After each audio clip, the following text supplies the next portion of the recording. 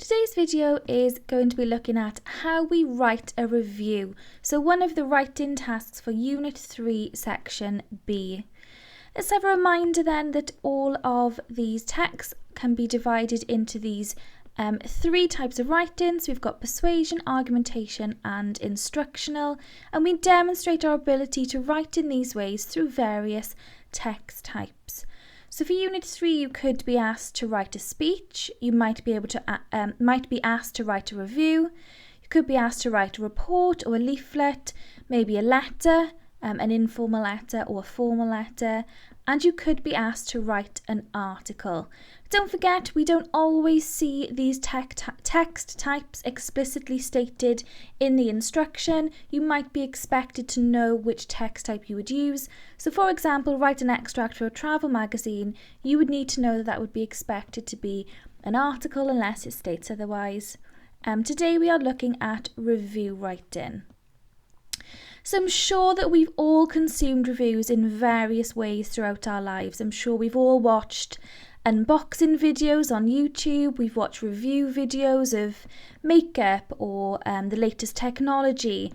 I'm sure that before we've booked a restaurant for a special occasion, we've read the reviews about it, or we've looked on TripAdvisor and checked the reviews of a place maybe. We've checked star ratings, perhaps before we've bought something on eBay or Amazon. We've read customer reviews. So there's something that we experience in various ways throughout our lives. And the exam board are assessing your ability to write a review using the expected features. So here are some example questions then that you could be asked where you are expected to write a review. So for example, this one says, you recently attended a concert, write a review for a music magazine about your experience. Now of course you might never have been to a concert in your life, but you're expected to make this up. Don't forget, for the narrative section you could be asked to write about a time you were scared or write about a secret. You might not have those experiences, but you're still expected to draw upon your imagination and reasonably make things up to be suited for the task. Don't forget, you're assessed on your ability to come up with original and creative ideas and to make up content. So it doesn't have to be based on a real, true life experience. Another example then could be a new restaurant has opened in your local area that you visited at the weekend. Write a review of the restaurant for your local area's tourist information website.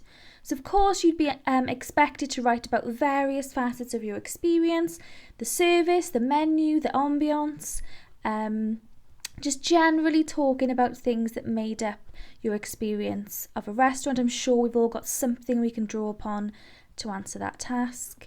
You could be asked to write a review of a live performance you recently watched. This can be a large concert, small gig or a theatre performance. Again, you might have no personal experience of this, but again the exam board are assessing your ability to make things up, your creativity. Here's a past paper example. It says, Teen View, a magazine for teenagers, wants to publish live reviews from its readers. Write a review of a film or TV programme you have watched or a book you have read. Lots of scope there to write about something that you're really interested. I'm sure we've all been watching lots of Netflix and Prime and Apple TV and hopefully delving into books as well, taking the opportunity to read during a slower pace of life. And this is the question we're going to be looking at today. So a review then has many purposes, often sort of merged into one, if you like. So a review must inform. So if we have a look at the example there of a PlayStation 5 review, it has to tell the reader things about the new PlayStation 5, for example, the specifications, what's good about it, what's not so good about it, and tell us perhaps what the difference is between a PS5 and a PS4 is. So there has to be some sort of information that is relayed to us as a reader. You might obviously have to describe something. So if you are reviewing a concert, you might have to describe what the concert was like. If you were reviewing food for a restaurant review, you would describe the food. That's a wonderful opportunity to demonstrate to the examiner that you've got a rich and wide vocabulary. To entertain, obviously depending on the purpose of why you are writing and what you're writing about, it might be entertaining, particularly if you've got a young or a teen audience. You might want to engage them through humour, through cultural references, things like that. To analyse, so to present information, to present an opinion, to present comments on the quality of something, to analyse what you've said, so to think about the positives and the negatives, and then as a result of your analysis, to draw a conclusion. So are you going to write about something positively, negatively? Is it going to be more of a neutral view? And then based on what you've said, to advise the reader. So you might want to think about what type of people would also enjoy the book that you've written about. What other films are similar to the film that you have reviewed? And then advise the reader as to whether you think they would like it, perhaps who the target audience of whatever it is that you reviewed should be. So there's some sort of advice given. You can often demonstrate this through a rating system, but we'll have a look at that in a moment when we look at the expected features. As we've just seen from the question examples, you could be asked to review a specific place, an experience, a song, a book, a film, anything you can think of that you could review, you could be asked to write a review about. And as always, we need to think about who the audience of our review is before we begin. That's going to affect the references we make, the tone we use, the vocabulary we use. So it's really important that we know who you are writing your review for. So let's have a look at some of the expected features of a review then. How are you going to show an examiner that you know what a review is meant to include and what it's meant to look like on a page? So first of all, we've got an engaging title. It says The Winx Saga, Fairy Fantastic or Fairy Flop. So we've got a nice question there. We've got an alliterative title that can be quite engaging, quite humorous at times. We've got a star rating. Now that's a signposting feature of a review to show the examiner that you know perhaps the difference between a review and an article. Reviews tend to be out of 5 stars, but you could indicate that it was out of 10 if you so wished. An introduction then always has the same purpose. You are introducing your topic or your film or your experience. You are given an overview of whatever it is that you are reviewing. So the subheading for the introduction there says, what is it about? And that is always a really, really good place to start. What are you reviewing?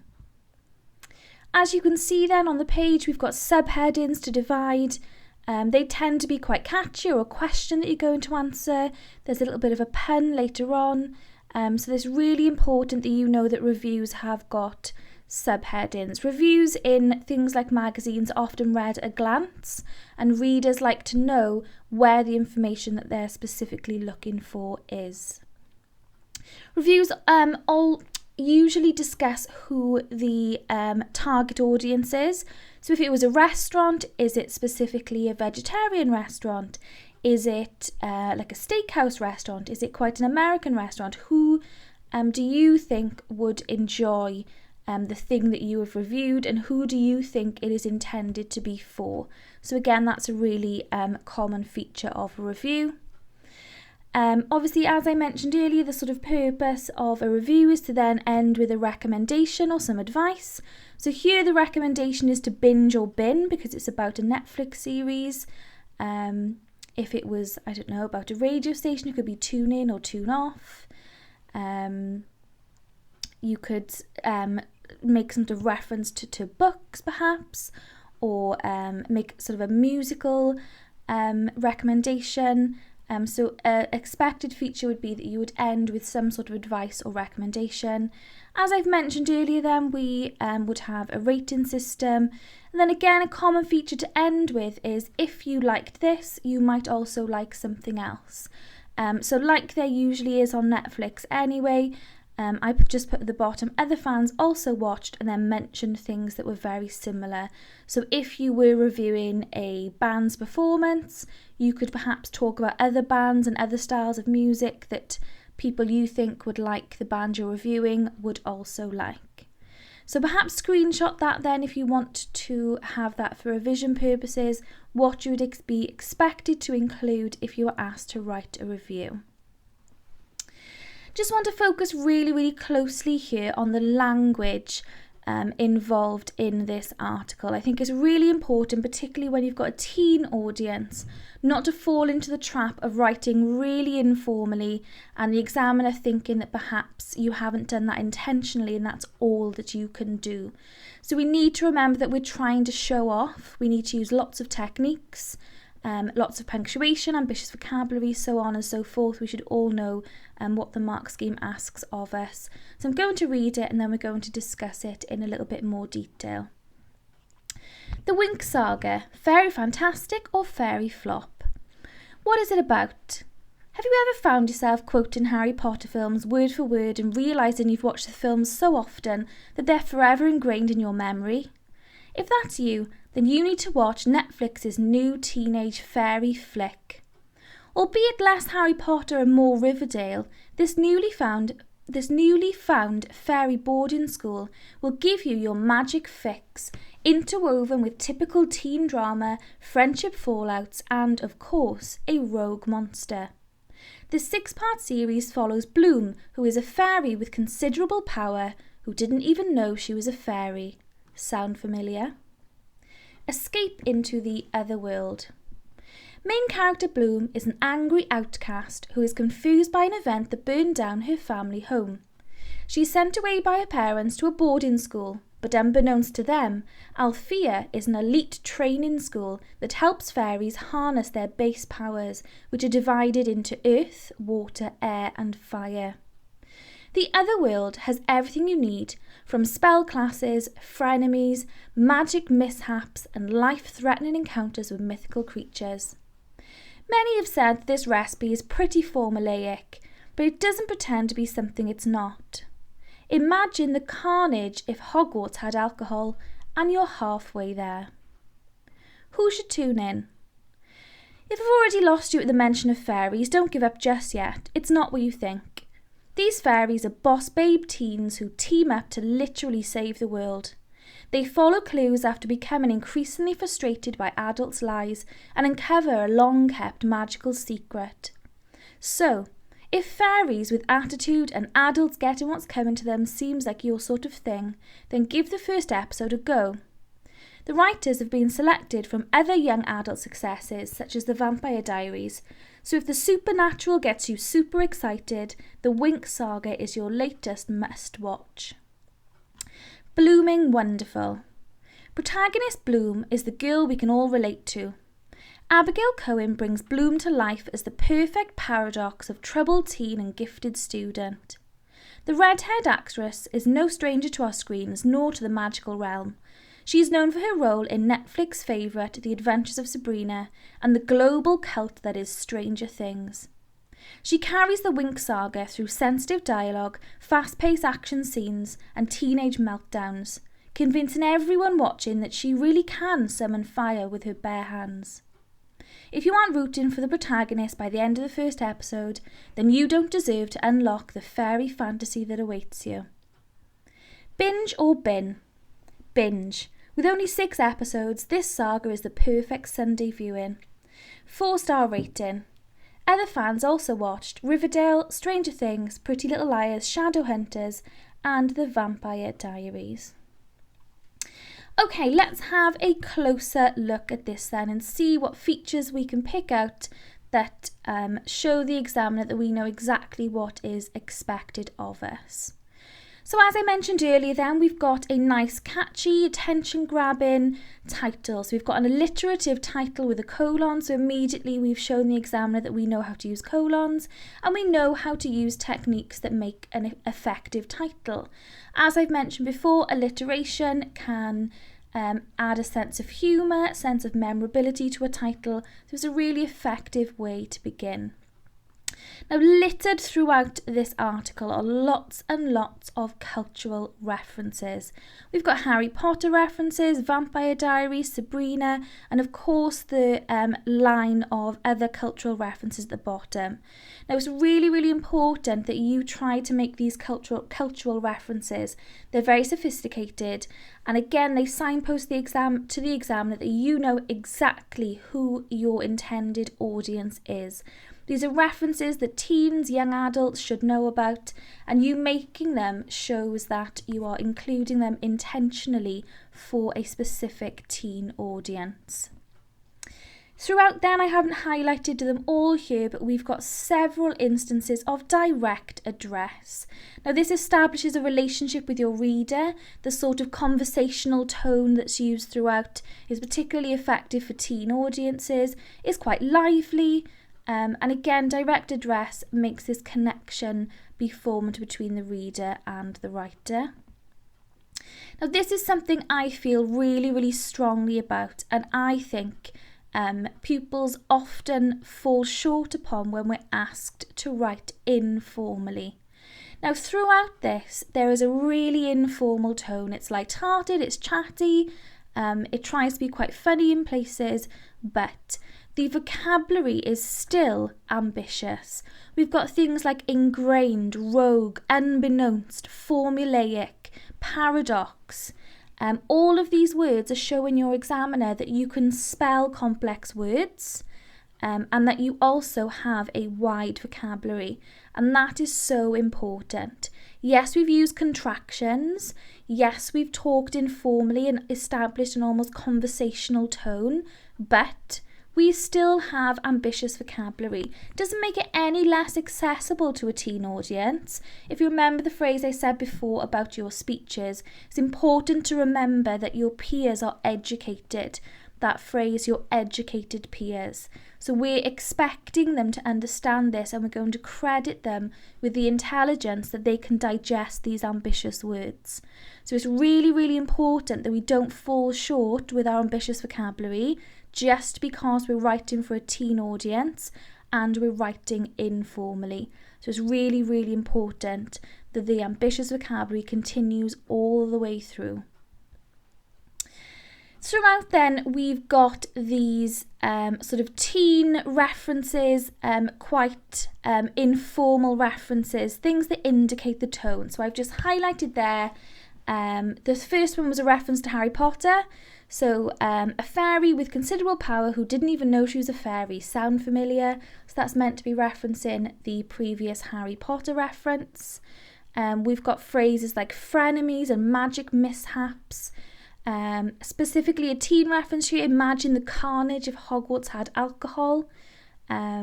We've got that sort of direct address and really conversational phrase where it says, if I've mentioned fairies, don't give up just yet, it's not what you think. So again, establishing this almost conversation-like tone. We've got a reference to a boss babe, hopefully we know what that is. And again, we've got some pens, so it says, if the supernatural gets you super excited. So it's really light-hearted, really lively. There are elements of sarcasm and there are puns used throughout. And puns and sarcasm are quite difficult to weave into an informal text. So if you can show the examiner that you can effectively use puns and sarcasm, it's quite a sophisticated technique to use throughout your writing. Now, punctuation is something that I also feel really strongly that we need this for our highest grades. It is something that's often neglected, again, for some reason, particularly when we're writing informally. Okay, so it's really, really important that we include the full range of punctuation. So I'm not going to go through each one and pick them out, but this article has a colon, several colons, there's an ellipsis, there's a semicolon, there's inverted commas, there's dashes, there's parenthetic commas, there's question marks. So there is a real wide range of punctuation there, and I always say you should write every instance of punctuation across the top of your page and tick them off as you go. Okay, so important that we include that complex punctuation, particularly if we are working at the marginal gains right at the top of the A and A-star boundaries, okay? These marginal gains, these very sort of small tweaks that you need to make, perhaps to move from an A to an A-star, or just to gain those few extra marks that keep you at the top, that show that finesse that you're trying to demonstrate. Punctuation is a really, really good way to do that. So let's make sure we know how to use each punctuation mark across the bottom of the punctuation pyramid. And then, of course, I think it's really clear here that the audience is teenage.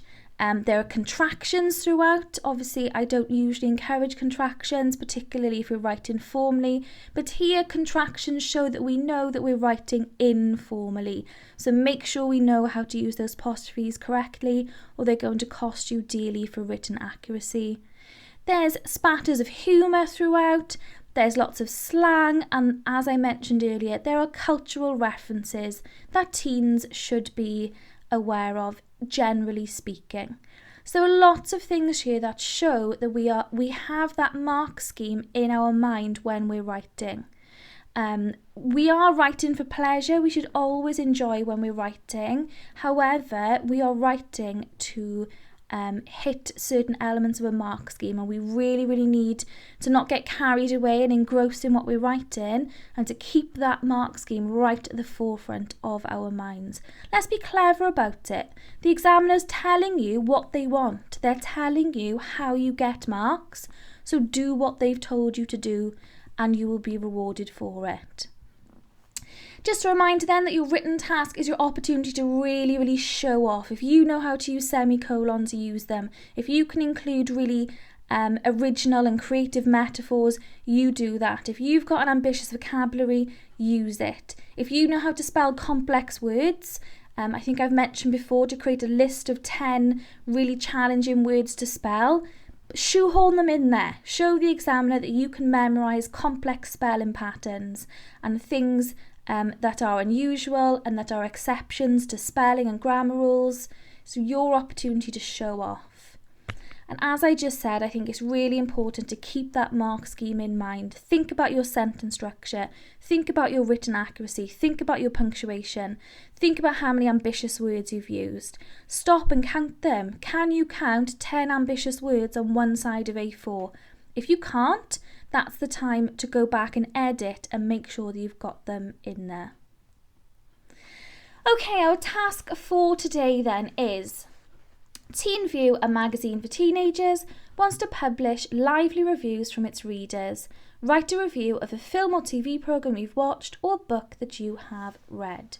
So before we start, we always need to think about PAFT: purpose, audience, format and tone.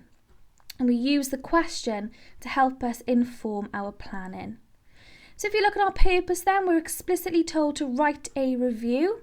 So we're going to review whatever we choose to write about, a film, TV programme or a book. We need to talk about what it's about. You might want to talk about memorable moments or the best moments or the tear-jerking moments. And then, of course, as expected from a review, we give our opinion and we make recommendations and give advice towards the end. We're again explicitly told that our audience is teenagers, readers of this magazine.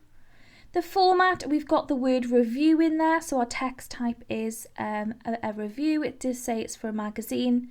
And then because of these three things, we now know that our tone should be informal, because we're writing for a teenage audience and that's often engaging for teenagers. And it even says the word lively in the rhetoric here. It says publish lively reviews.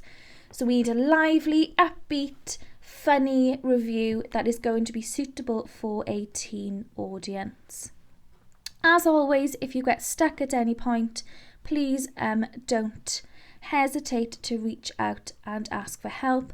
Don't forget to submit your work when you are finished.